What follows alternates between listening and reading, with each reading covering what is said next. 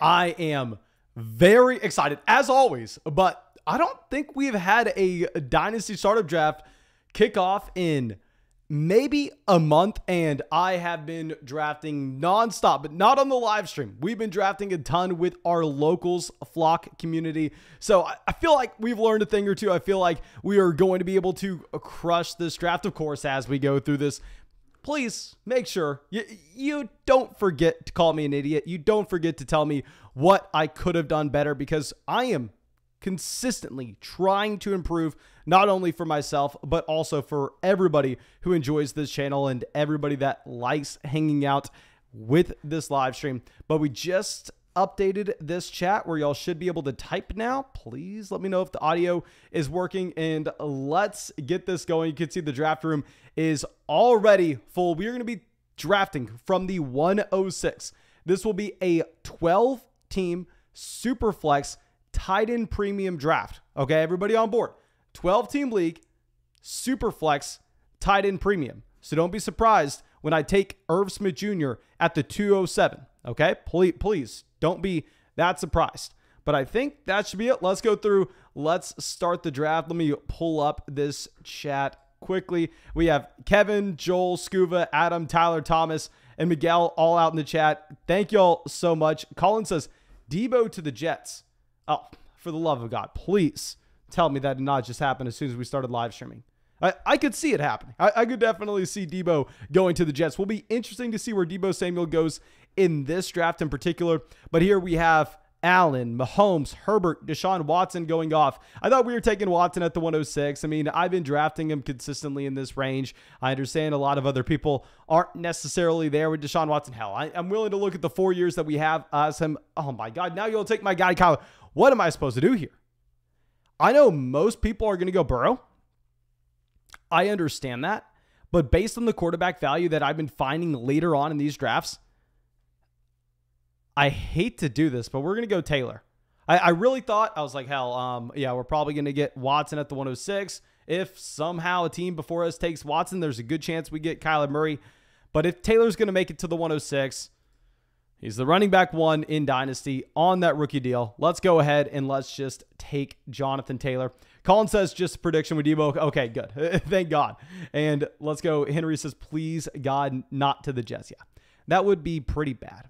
Very bad, to say the least. It would make a lot of sense. They have the rookie quarterback. I mean, they can go out there and pay Debo Samuel. They have the draft picks to get it done as well. I don't think he's going to go for anything close to what you had with Davante Adams, to what you had with Tyreek Hill, based on his injury history, based on the type of wide receiver he is as well. But still, I mean, you could easily see the New York Jets trading one of those first-round selections, probably the 10th pick, getting back like a second from the 49ers, and then just having to pay Debo Samuel all that money. Of course, Debo's way better than any player you're getting in the first round, but it really is not about, okay, well, who are we going to get with that first-round pick? It's more so, who are we going to get with that first-round pick on a rookie contract versus Debo Samuel and paying him a crap ton of money.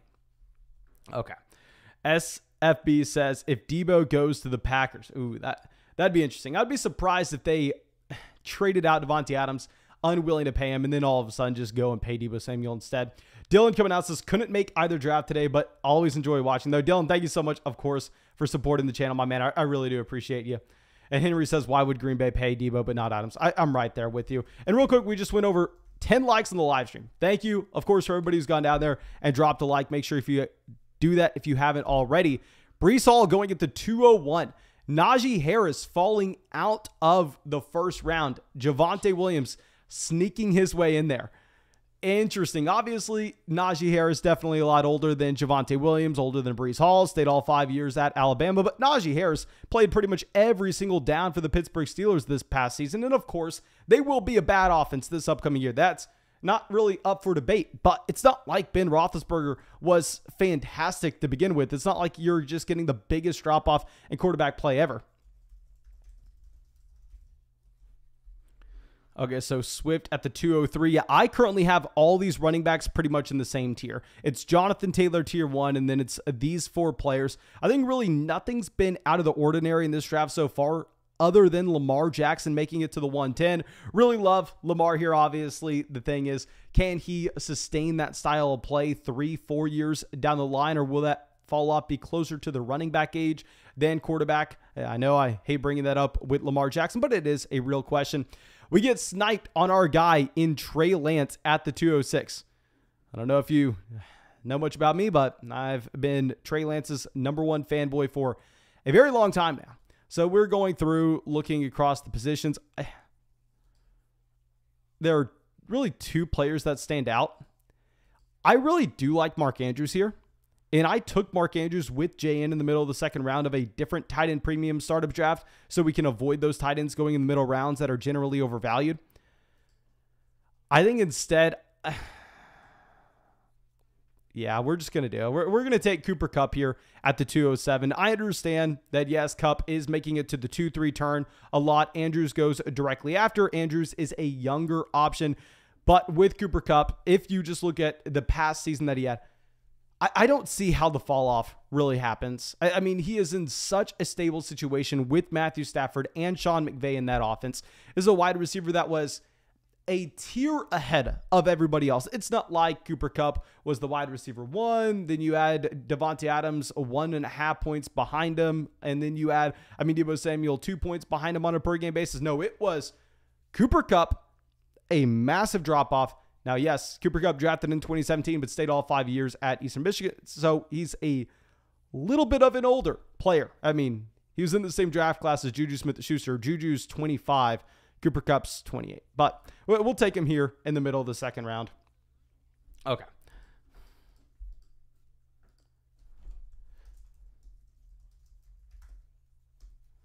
A.J. Brown goes to the 209. We had A.J. Brown ranked over Cooper Kupp for quite a while.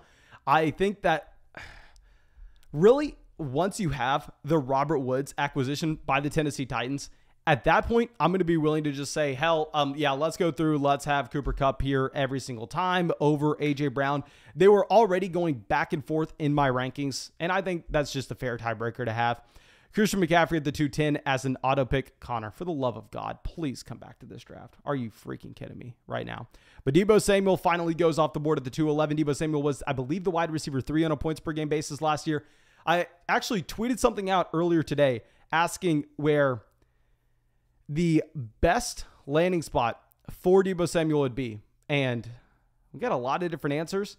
I think the correct answer for Deebo Samuel, San Francisco. I don't see how him going to a different situation helps him. I think it only hurts given the role that we have seen Kyle Shanahan be able to carve out for Deebo Samuel. And we know that there are a lot of coaches in the NFL that just don't really know what they're doing.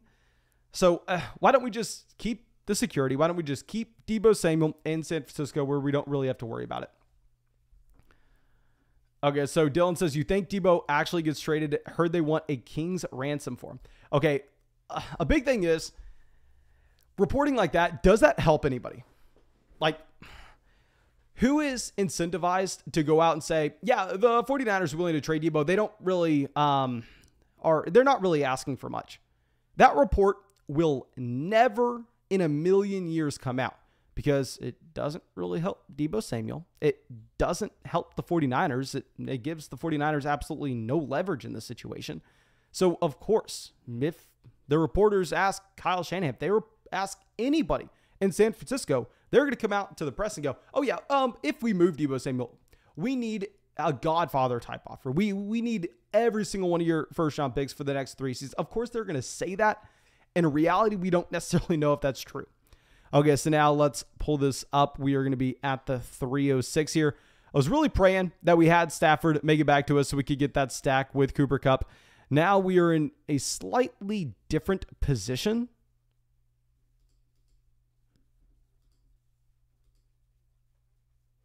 Oh my gosh, I hate this range of the draft. I think we end up having to reach on someone. We're building a little bit of a win now team. Yeah, F it. We're reaching. I understand. It's not the best value on the board. I understand. Very similar to Cooper Kupp. Cooper Kupp in a lot of drafts goes off the board at the 2-3 turn. Stephon Diggs in a lot of drafts makes it to the beginning of the 4th round.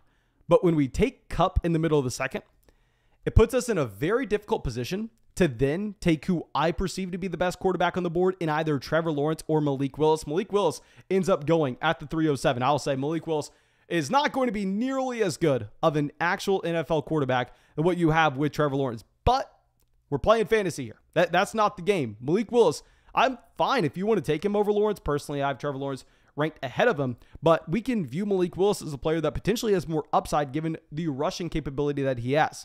Now, with Stefon Diggs, the reason we go him over someone like DK Metcalf is, I've said this a ton, I think DK Metcalf falls in that same bucket of wide receivers that are consistently overvalued based on how they look on the football field. I think it's the same thing here with Courtland Sutton. I think it's the same thing with Michael Pittman. You actually look at the production of these players, and the production does not line up with the story that we have been told.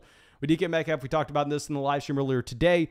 He was the wide receiver 30 on a per-game basis last year. Yes, I'm ranking him a lot higher than that this upcoming season. But he had a downgrading quarterback play. It's not like we can assume the touchdown efficiency is going to dramatically swing in the opposite direction when you're looking at the fact that he scored 10 touchdowns last season. So I don't really buy it with DK Metcalf. I think with Davante Adams, he is a better receiver than Stefon Diggs. Stefon Diggs is younger, however, and Stefon Diggs is attached to Josh Allen compared to Derek Carr. Derek Carr, yes, still a good quarterback, but we're going to go Diggs here. So Trevor Lawrence still available. You have Deontay Johnson, J.K. Dobbins, Davante Adams. Jalen Hurts was, according to ADP, best player available.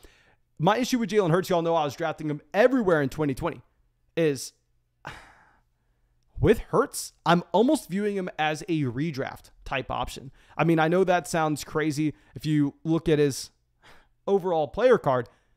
23 years old, drafted in 2020.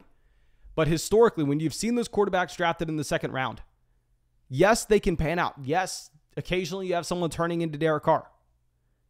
However, what you need to see from those quarterbacks is you need to see them come out and not only find success, they can't just stay afloat with the starting job. You're not going to get a second-round QB, especially with the Philadelphia Eagles that have 4 first-round selections over the next 2 years.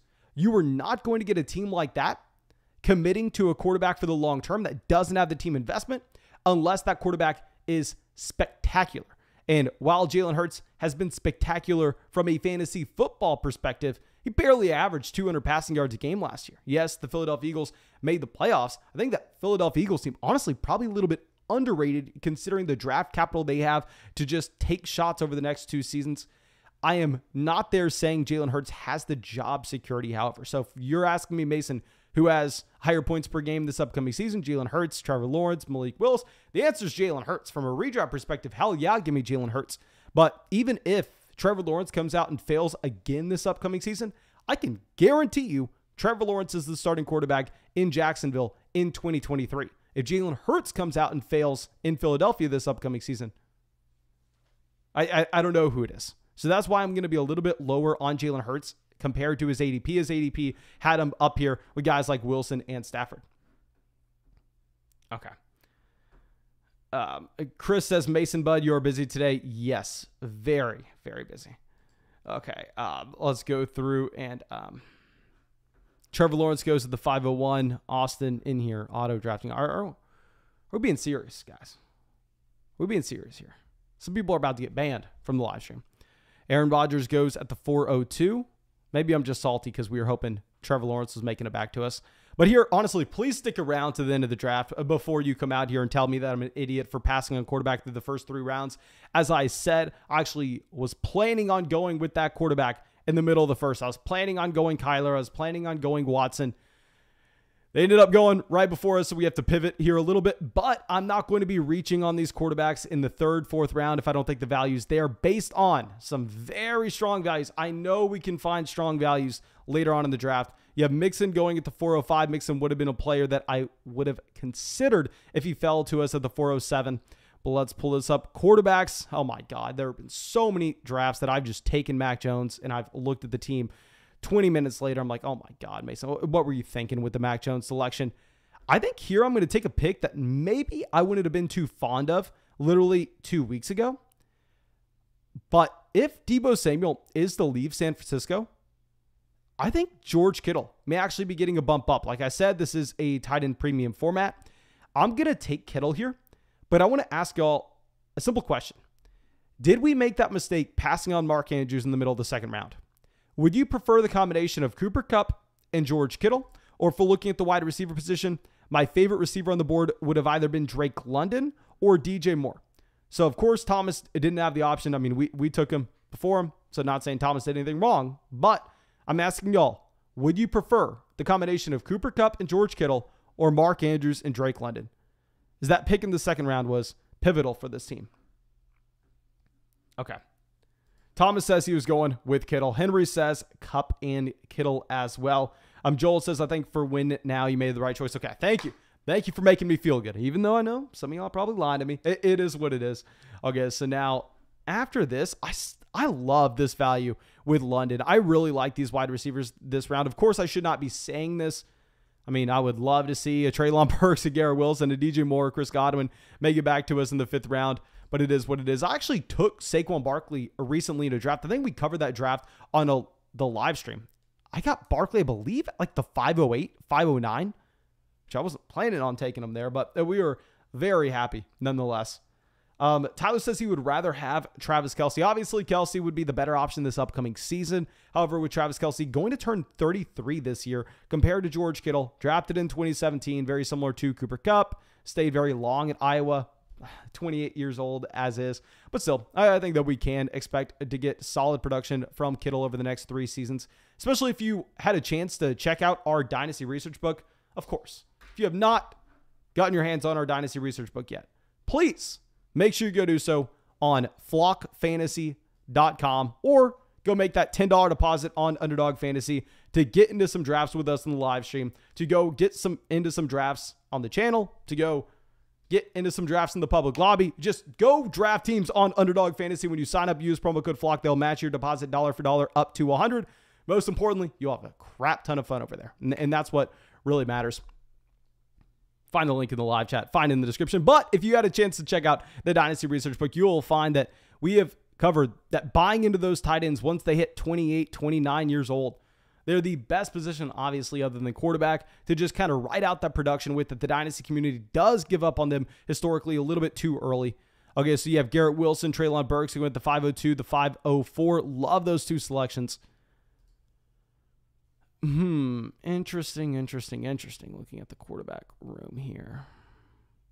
So if we map out this quarterback, Zach can't really take a quarterback here at the 507. You could see quarterbacks going off the board here, but I think that we'd be fine with someone that would come back around. Running back, we're going to get the tier drop off after these next 4 players. 5 players if you include Jacobs. Godwin looks like the last wide receiver in this tier. We already have 2 wide receivers, though, so we don't need to go in that direction. Interesting. We're probably going to do something that may not necessarily agree with our rankings. Like, I think if I'm playing in a vacuum, I'm most likely going to prefer one of these running backs here. But based on the teardrop that we are going to get after this Godwin selection, I'm not nearly as high on Michael Pittman, on Jameson Williams, as I know a lot of people are.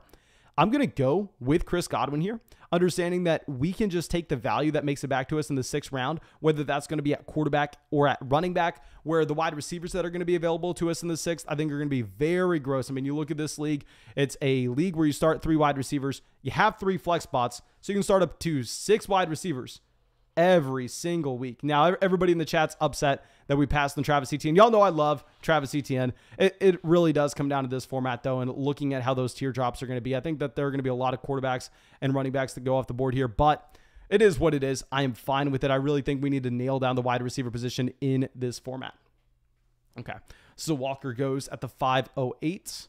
Yeah, and I'll say Travis Etienne, a fantastic value. I mean, with Etienne, going back to what we're talking about with a lot of these rookie running backs now, Etienne checked every single box coming out of Clemson besides him staying all 4 years in school. Of course, you don't want to see that. But Travis Etienne had the size. He had a BMI over 30. Obviously, Travis Etienne has the speed, and he got the capital going in the 1st round. And on top of this, with Travis Etienne as a running back that we know he was a great pass-catching option at Clemson. I was drafting him. He was one of my most drafted players on Underdog Fantasy last year. I mean, talking of Underdog Fantasy, of course, go sign up with the link in the description, promo code FLOCK. But last year, we did over 200 drafts. And at the time of the injury, remember, Akers and Etienne went down within the same week. At the time of the injury, Travis Etienne and Cam Akers were I don't want to say, I think we had a lot of Kareem Hunt last year. They were both in my top 3 most drafted running backs. The fact that somehow we were profitable on Underdog last year was a miracle. I was taking Travis Etienne everywhere. Nothing has changed besides the fact that James Robinson has a significant injury to work his way back from. So I love Travis Etienne. It was more so looking at the wide receivers that were going to be available to us on the way back around. Okay. So Adam says, also big sleeper, get Gabriel Davis. They won't draft his replacement. I don't necessarily think I agree with that. I mean, if you're looking at Gabriel Davis, this is an option that last year, I believe Gabriel Davis averaged like 29 receiving yards per game. Let me double check with this. Let me pull up the exact number because I know someone's going to say, oh no, Mason, he averaged 32 receiving yards per game. But it really just came down to that final game that you had there. Gabriel Davis, I apologize, 34 receiving yards per game. And the issue is, yes, I mean, they're moving off from Emmanuel Sanders. Yes, Cole Beasley out of there. But it's not like either one of those players was extremely talented. I mean, should we be writing him just a complete pass based on those other players that were in the offense? I don't necessarily think that we need to view Emmanuel Sanders, 34-year-old Emmanuel Sanders to be exact, going, oh yeah, he is just so damn good. Of course, you're not going to have Gabriel Davis, a very talented wide receiver, being able to jump over him. Like, if you ended up having T. Higgins leave Cincinnati or something, wheels up for Tyler Boyd, because Tyler Boyd has a real excuse. Tyler Boyd parked behind someone like Jamar Chase as well as T. Higgins. Whereas with Gabriel Davis, like Jamison Crowder coming in, are we sure Jamison Crowder is not just as good as Cole Beasley? I understand that. I understand he had the one big game, and everybody watched that game. It was probably the best game of the season, probably one of the best games I've ever seen. Okay, so now we are going to be back up on the clock. Let me pull up my dynasty rankings here to figure out exactly what we should be thinking. This is why we decided to go wide receiver. I mean, if you're looking at the wide receivers that are available to us, I guess you have Amon-Ra St. Brown. But let me look at the best quarterbacks and running backs available. So quarterback, our top option, I believe. Okay, finally it just loaded. We have Derek Carr, Tua, and Mac Jones all in the same tier. I technically have Derek Carr ranked as the highest one. Running back, our highest ranked running back, according to our dynasty rankings, I'm going to assume is A.J. Dillon. A.J. Dillon, running back 23. Oh, no, we have Elijah Mitchell still on the board. Elijah Mitchell, 22, and Michael Carter, 21. So they're all in the same tier. Oh, no, David Montgomery's on the board. What am I talking about? I did not see David Montgomery was available. You know what? I still think the quarterbacks are going to be the best value here. We passed on quarterback through the first 5 rounds. We're going to go ahead. We're going to reach on someone. I understand it's a reach, but with the addition of Davante Adams, I'm going to be fine with it. Maybe we should just bump up to a little bit here just in case they get Deebo Samuel. I know some people are saying that Deebo's going to go to Miami. I doubt it. If Deebo ended up going to Miami, obviously, Tua's the selection, but we're going to go Derek Carr at the 607. Cheekiest Clown coming out with the donation. Thank you so much, my friend. I genuinely appreciate you, and I hope that you are ready to hop into some of these drafts with us. I think we're going to continue to fire up those underdog drafts pretty much once a week until we get to about August, or probably the last week of July. I don't know. About the time the NFL preseason, NFL training camp starts, we're going to be streaming like 4 or 5 hours a day of drafts. Obviously not on this channel, on the main channel, but I hope we get you in a couple of those, my man. Okay, Adam says, I don't think Carr is a reach at all. I know whenever I say Derek Carr, quote unquote, reach, I am talking about sleeper ADP. According to our rankings, Derek Carr was the best available quarterback there, but I'm saying we're reaching on him given the rankings. Jordan says, I think Hill already gives Tua that bump. 100%. I mean, but I've already bumped up Tua with the Tyreek Hill. Like my rankings, I'm saying I have Derek Carr as quarterback 17. I have Tua as quarterback 18 and Mac Jones quarterback 19. I mean, I had Mac Jones ahead of the other two options before you had Davante Adams and Tyreek Hill coming over. After that, yeah, those guys got their bump. I'm saying maybe we have to continue to move up Tua Tagovailoa if somehow, some way, you are going to end up with Deebo Samuel in Miami, which I doubt it, like I said, but hell. Okay, so Sean says, are we locking in Brandon Ayuk now? What's interesting is Ayuk, I don't think we'll be benefited as much as George Kittle. Now, please let me know if you think I'm wrong here, because this is something that I am just pure speculating on. There's no data to support this. And I understand, yes, technically, Deebo Samuel plays the wide receiver position. Brandon Ayuk plays the wide receiver position.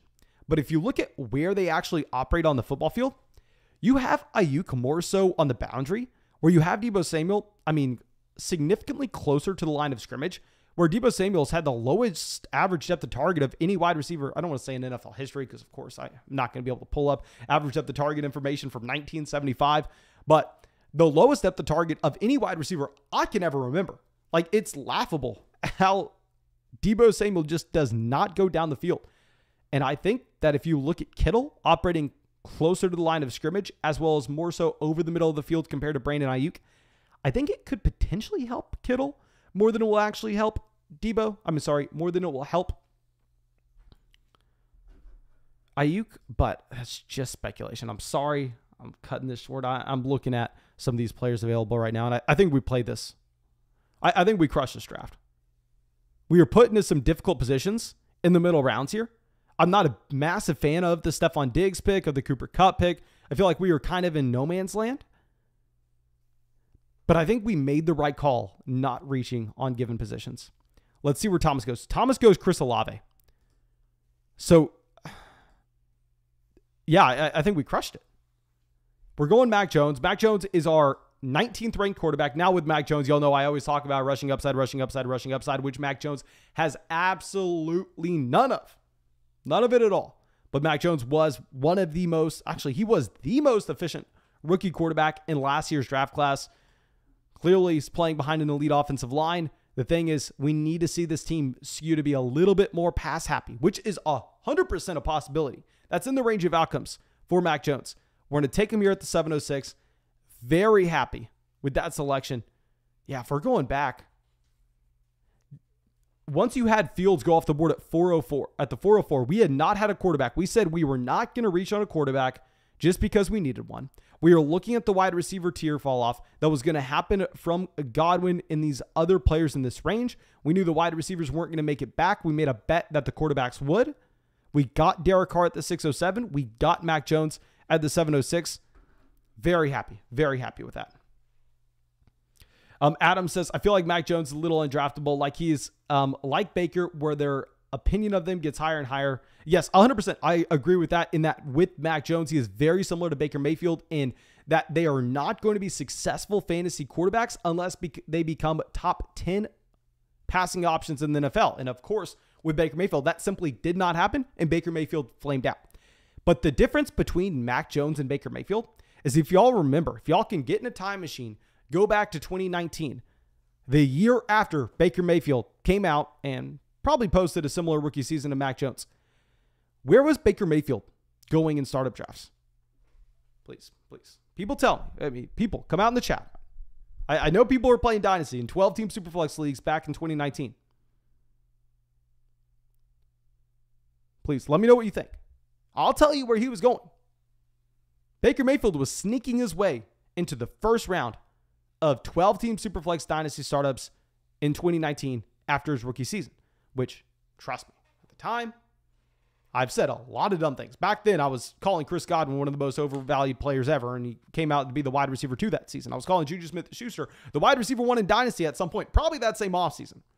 But one thing we got right is saying how Baker Mayfield was dramatically overvalued in that range, given the fact he had no rushing upside, and he essentially had to become a top 3 quarterback option in the NFL to justify a startup pick in the first round. Now, the difference is, with Mac Jones, we're not paying that premium. With Mac Jones, there's a lot of wiggle room for this pick to turn into something we like. Okay, so now let's scroll through this. I think there's probably one running back left in a tier that I'm interested in. There are a couple of receivers.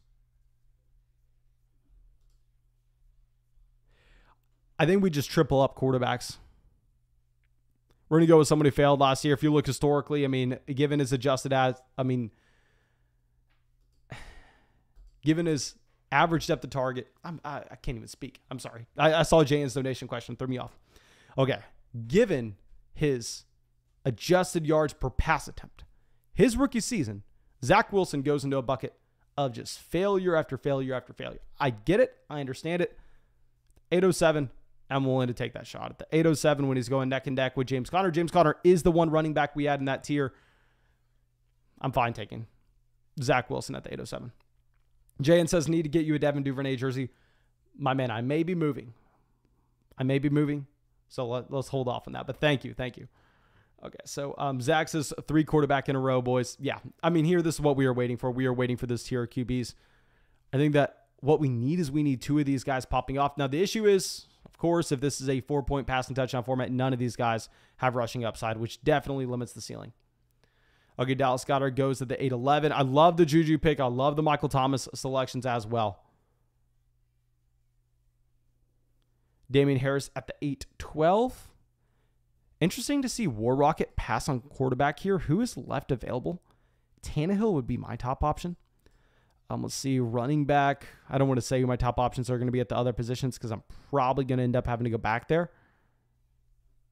Yeah, he goes Tannehill. Running back. Interesting. Andrew says, happy that I snagged Dak and Schultz there. Let's go through and check that out. Where did Dalton Schultz go at the 805? What other tight ends were available? Obviously, with Dalton Schultz, he does get a bump up considering the fact that there's no Amari Cooper in Dallas. I mean, if you look at his target share, I think it was a little bit skewed based on Michael Gallup missing the majority of the season last year. I thought if Michael Gallup was going to come back healthy and you add Amari Cooper and CeeDee Lamb, Dalton Schultz was going to get phased out of that offense just slightly. But with Amari leaving, I'm fine betting in to Dalton Schultz. Chigas Clown says, Williams from Denver is going to explode this year, and I'm all here for it, Mason, my man. You know, we were a year early on Javonte Williams. I thought Javonte Williams every single week. We were saying, okay, this is the week. This is the week they face out Melvin Gordon. This is the week they give the much more efficient, the younger, the more electric running back in Javonte Williams the majority of the touches. Melvin Gordon went down for the week. We ended up seeing the pure upside that Javonte Williams possessed. Maybe got a little too excited. But I think 2022 is the year. I'm right there with you. Okay, so Henry says, Clyde Edwards-Helaire, Miles Sanders were first-round starter picks in 2020 in 1 quarterback leagues. Yes, and I actually took both of those. If y'all were able to watch our Underdog live stream earlier today, I took both Clyde Edwards-Helaire and Miles Sanders, I believe in like the 11th and 12th rounds.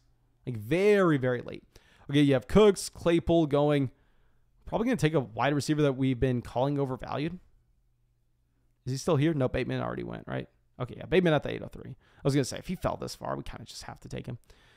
Okay, Dotson, Tony, Bell, Gabriel Davis, Allen Robinson. I'll tell you, everybody and their mom here wants Courtland Sutton. Every single person watching this live stream.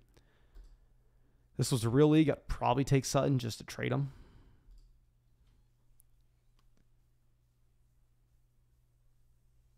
If Tannehill fell to us, we would probably just taken our 4th quarterback in a row. Running back, I think running backs are undraftable here. I think we have to go wide receiver. If this was a real league, I'm going through and I'm taking Courtland Sutton, and I am probably going to trade him. But the issue is, this is the only issue. I have Jahan Dotson ranked ahead of Courtland Sutton in our dynasty rankings. On top of that, I went through and clowned on Courtland Sutton all day today. I mean, and a couple days ago, and last year, and the year before that, and the year before that.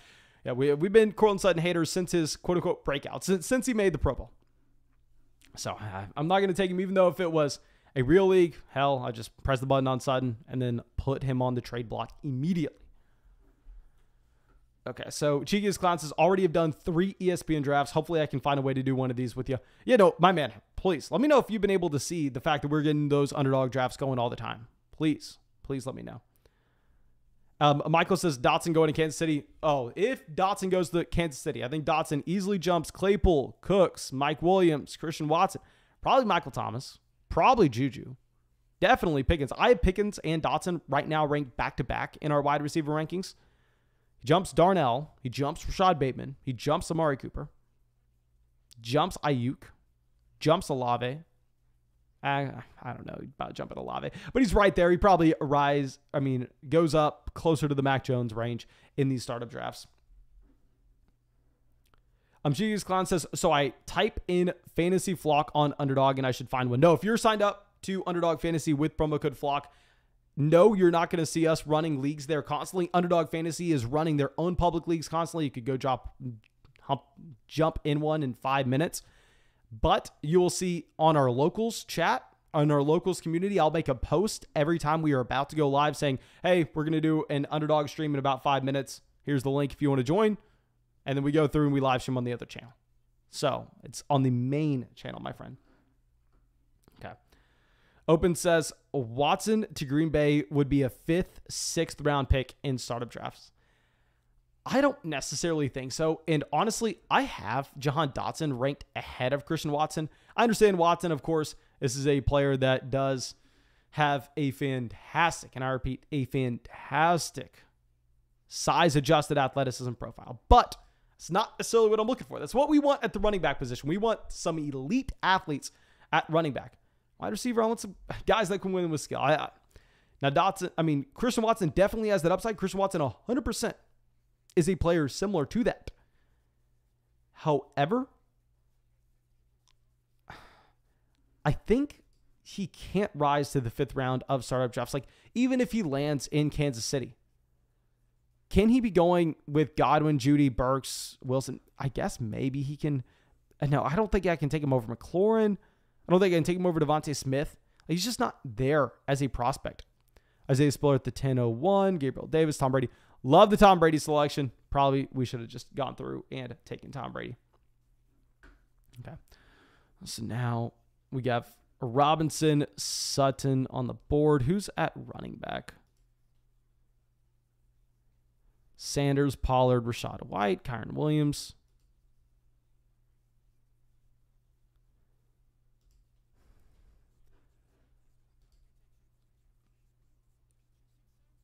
It's so weird to see how Sam Howell's fallen from last year. I mean, if he goes as late as he's projected to in the NFL draft, I get it. He should be falling this far in dynasty drafts as well. Just interesting that he was the consensus first quarterback off the board coming into the season. Then he posted one of his best years in college, and then he's just plummeted down.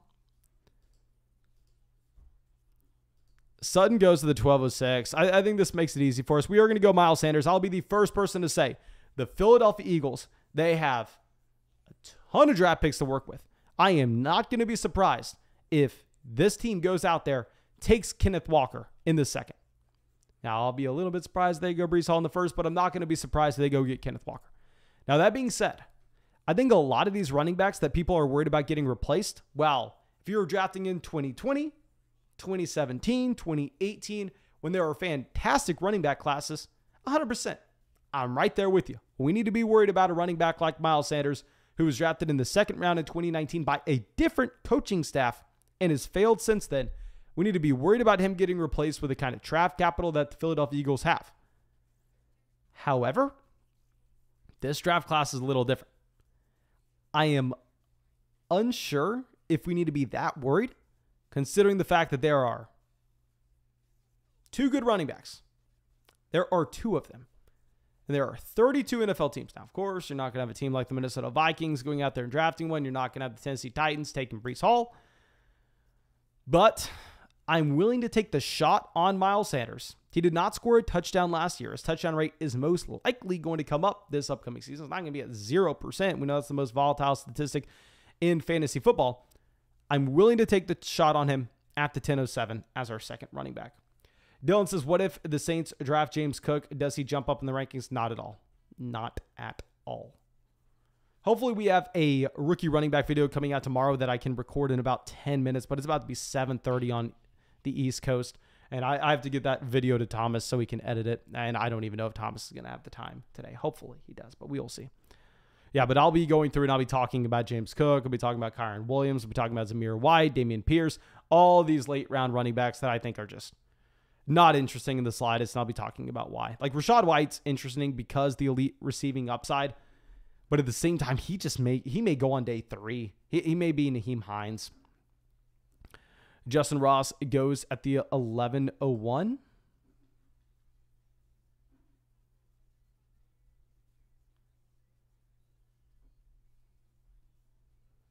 Okay, Justin Ross. Who else can be interesting with our upcoming pick?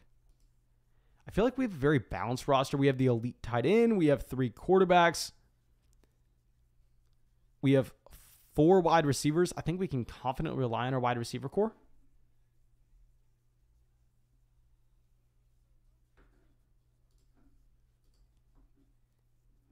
Open 24 hours says Gainwell to the moon, especially in PPR if the Eagles don't draft a running back. I like to call it Gainwell with where he's being drafted right now. I'm not going to say he's going to go to the moon or anything, but I'm right there with you. If they do not draft a running back, Kenneth Gainwell does get a bump in value, and I think he is a current value in these startup drafts.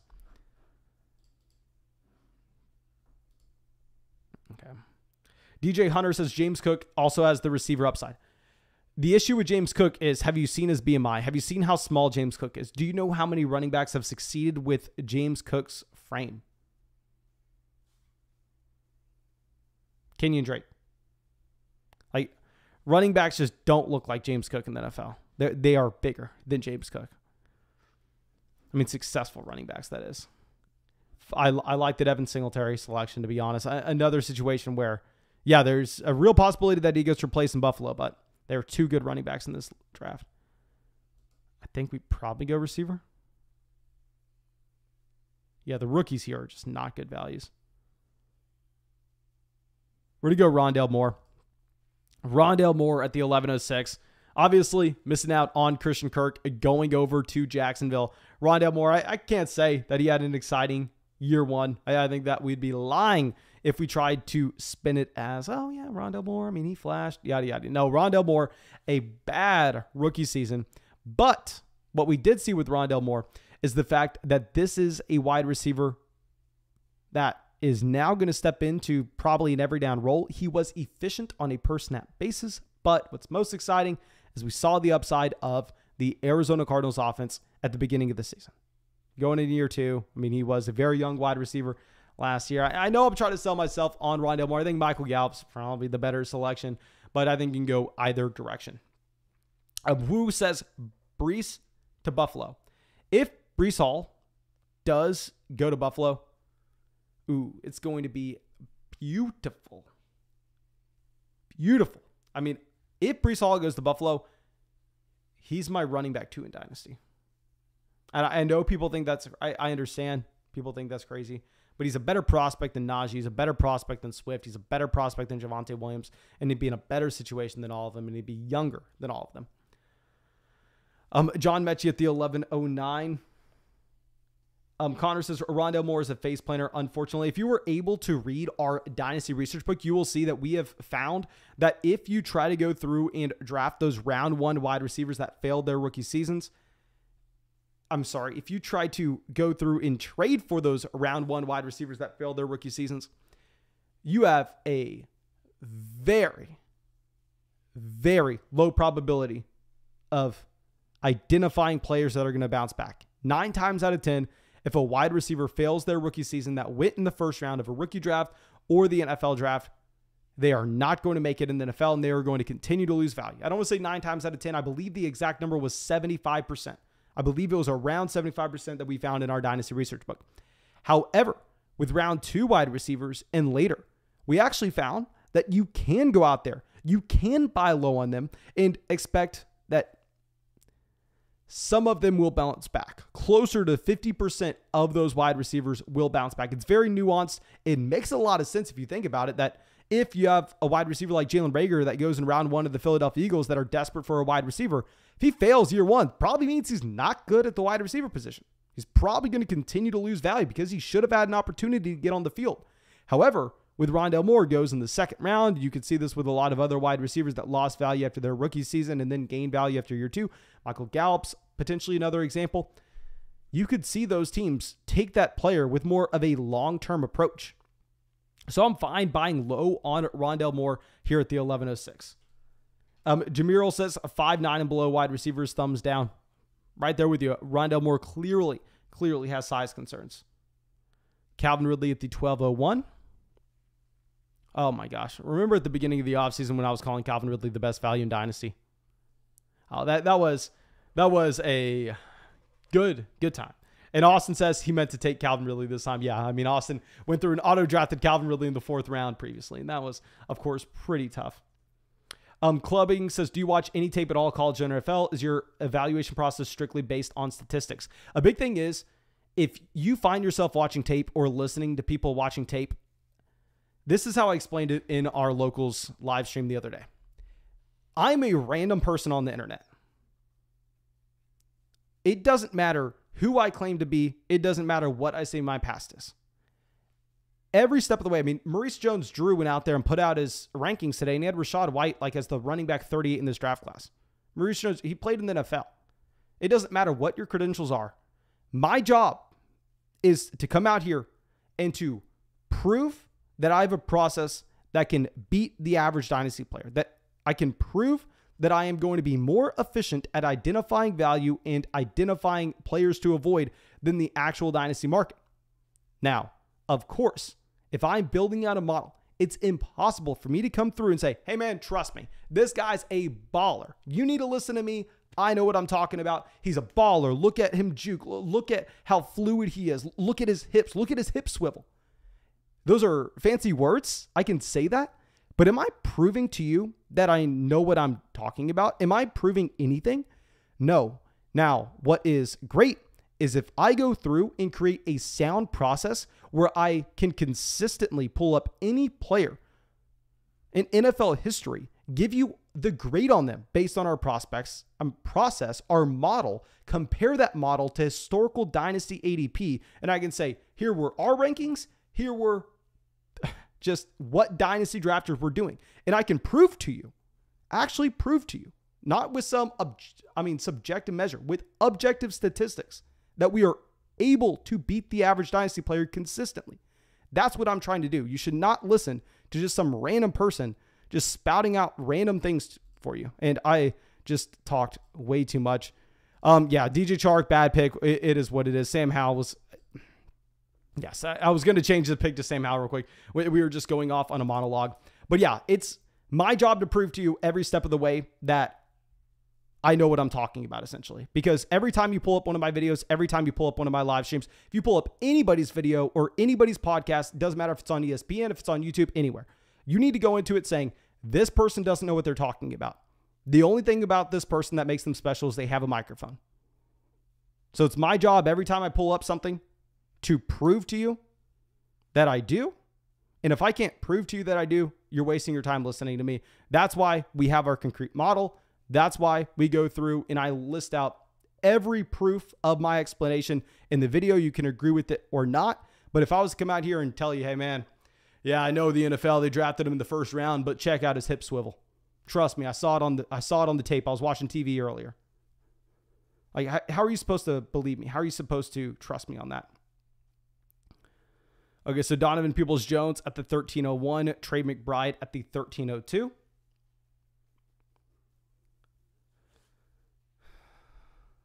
Winston at the 1303. God, this DJ Chark pick was just so damn bad. I apologize for the DJ Chark selection. We are ranting. We are ranting. Yeah, Alberto, Noah Fant go back-to-back with each other. Alberto, went dramatically ahead of Noah Fant in the draft that we did earlier today. But that was on Underdog. That was just the 2022 draft. That was not a dynasty draft. Trubisky at the 1304.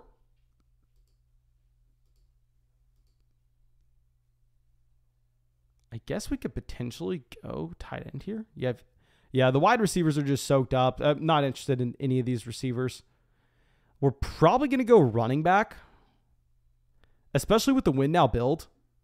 I said we're not going to go with the wide receiver, but hell, Cordell Patterson, we can call him a running back on Sleeper. Let's take him here at the 1306. It's going to be a very bad offense. Probably expect some regression from Cordell Patterson if we're going to be completely honest. But this is a team that we built to be a win now roster when we have guys like Kupp, Diggs, and Kittle as some of the foundational pieces. Okay. Alec Pierce goes to the 1307. Alec Pierce, honestly, someone I probably need to make a video about. I think he's being overvalued in fantasy right now. Like, who does Alec Pierce go ahead of in this draft? Goes ahead of Tyler Boyd, Nico Collins, Kenny Golladay, Terrace Marshall. I would honestly prefer a lot of these players. I'd prefer Gesicki. I prefer Irv. Oh my God, Irv Smith Jr. was on the board. We passed on him. Our guy? Are you kidding me? I prefer Baker. I prefer Jimmy. I prefer Goff. Oh my God, yeah. Alec Pierce going before starting quarterbacks. We got to make an Alec Pierce video. Zach says, I like Alec Pierce to me. My man, I'm going to try to convince you not to like him. I know a lot of people have been hyping up Alec Pierce as of late. I know that he is Twitter's favorite hype guy, I believe, over the past like 2 or 3 weeks. Same thing with the regular NFL drafters, but it is what it is. I think we can try to convince some people to get off of Alec Pierce. Tyler Boyd at the 13-10. Allen Lazard 13-11.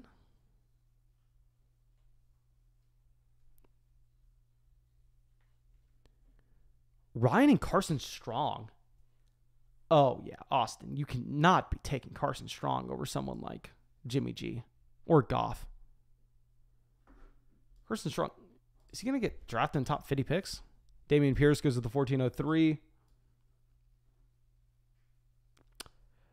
Jim Earl White says, how do you feel about Sky Moore? Sky Moore is the player that I crapped on at the beginning of the offseason. Honestly, I think that we just have to kind of take our L early. I think that we were almost wrong with that. If you're looking at how he's trending in NFL drafts, combined with the fact that he does check every single box from an analytical profile, he does pop off in our model. The only thing that makes me hesitant with Sky Moore is at Western Michigan, you actually had him dominated by Dwayne Eskridge in 2020. Dwayne Eskridge had over 40% of the receiving yards on a per game basis in 2020. Which is something I highlighted previously. I think maybe we are just overrating that. If we get a little bit of nuance and say, hell, I mean, you had Dwayne Eskridge as a fifth-year senior, Sky Moore as a second-year player in that offense. On top of this, with Dwayne Eskridge, this is a wide receiver that dominated, yes, on a per-game basis, but it was a small sample size. The team, I believe, played 8 games that year. I could be wrong. Okay, Odell Beckham Jr. Of course, we get sniped on Irv Smith Jr. It is what it is. It is what it is. Where are we going to go now? Good thing we went Cordell Patterson in the 13th. I have no idea what running back I'd even consider drafting here. I think we just take a starting quarterback. Like, if we can get a starting quarterback after Nico Collins, this is something that I've been doing. I've been walking away from pretty much every startup draft this offseason with like 4 starting quarterbacks because you're getting Goff falling to this range. And I understand Jared Goff is very bad. Jared Goff fits with these other guys that he does not have a rushing upside at the same time. But Goff is a guaranteed starter this upcoming season. Potentially turns into a journeyman type quarterback where he just is starting for a different NFL team over the next 3 years. And Nico Collins, Odell Beckham Jr., Joshua Palmer, Allen Lazard. These are guys that can just be completely washed the league. I mean, Damian Pierce is someone just, in my opinion, that should have close to no value. So we're going to take off. It's gross, but hell, I mean, you know that you can trade him for a second in the middle of the season. And I don't think really many of these other players are worth that much. Jimmy G goes to the 14-11.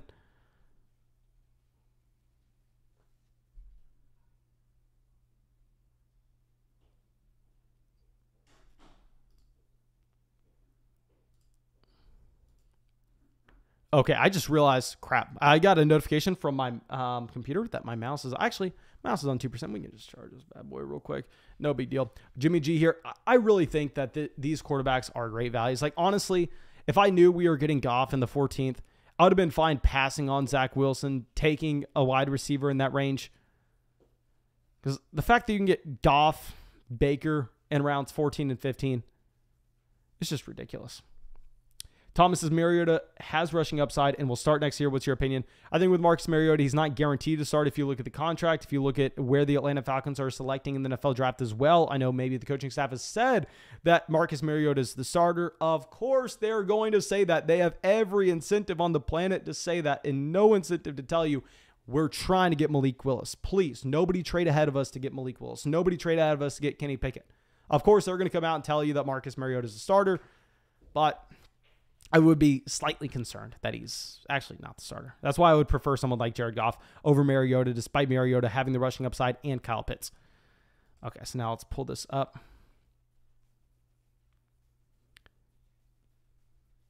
I think Speaking of, you know what? We only have one tight end on this team. Terrace Marshall here is very interesting to take. Speaking of guys that I think you can actually get away with, quote unquote, buying low. Usually it's a very bad idea to buy those rookie wide receivers that fail after year one, but that's specifically with those round one options. I think you can get away with Terrace Marshall, but we're going to take Gronk here at the 1506.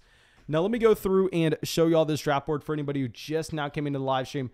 And please, if you have not done so already, make sure you go down there, drop a like in the live stream. I know everybody's subscribed to the channel, but yeah, also take a screenshot of this, please, in HD preferably, and send me a DM of this draft board. I guess actually I can take a screenshot now. What am I talking about? I'll just take the screenshot on the computer, tweet this out as well, asking for your opinions.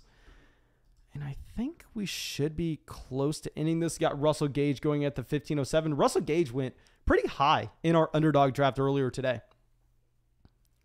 SFB Sports says, I hope Debo gets traded. If Debo gets traded, you know we'll be live right away. You know that's something that we're going to be covering right away. I actually should probably make a TikTok about that right now. That's probably a pretty good idea. Let me write that down. I've been trying to make TikToks, even though they are very difficult.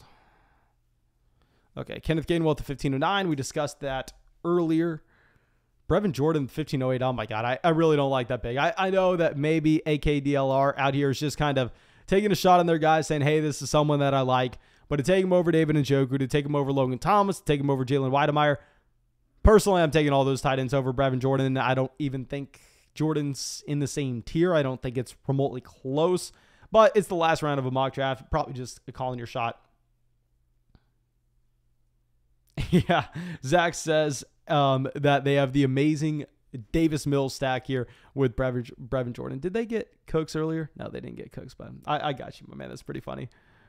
Yeah, Andrew says, just did it for the stack. David Njoku goes there at the 1510.